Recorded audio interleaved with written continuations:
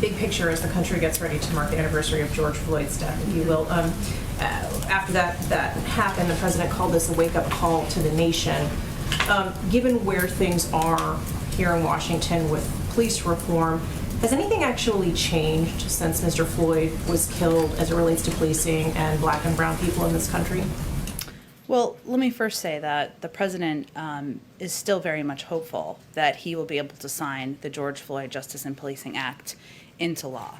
And we are, of course, very closely engaged with the negotiators, while also leaving them room to work. And just on Friday, the president spoke with Senator Booker.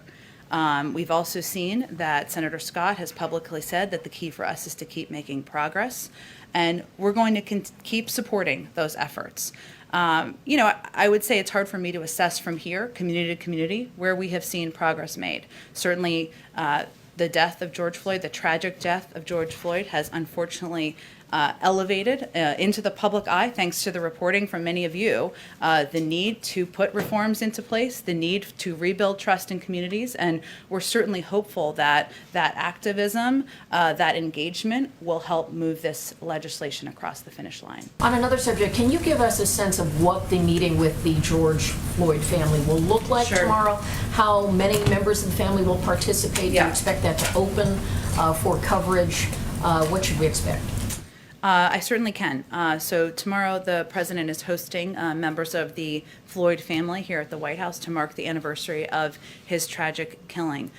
This is going to be a private meeting, and we certainly will also put out a statement from the president marking the anniversary, a day that certainly impacted him personally and impacted millions of Americans, but he wanted this meeting to be private in order to have a real conversation and preserve that with the family.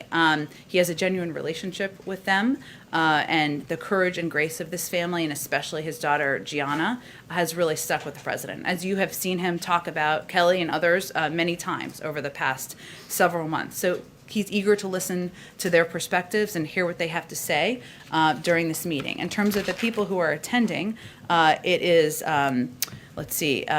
Gianna, his daughter, of course, will attend. Roxy Washington, his mother. Bridget Floyd, his sister. Philonise Floyd, his brother. His brother's wife, Keita Floyd. Rodney Floyd.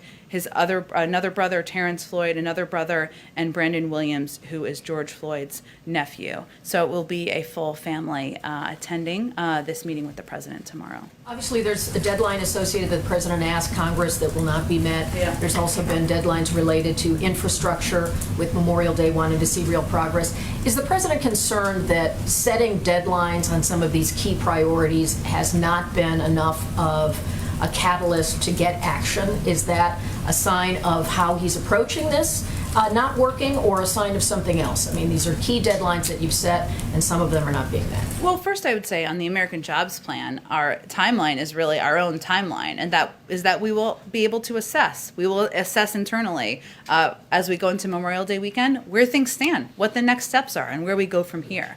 That can take a range of formats. As it relates to the George Floyd Act, the president used the opportunity of his joint session address to elevate a piece of legislation that is working its way through with bipartisan negotiations, because he felt it was important to elevate it and important to put out a bold and ambitious agenda. Now, it's clear by the negotiators and by the fact that tomorrow is the anniversary, that's not the timeline that the passing of the bill will be on. But he is encouraged that there's ongoing progress and that there is a sense from the negotiators that there's a path forward, and he believes he can continue to press on that.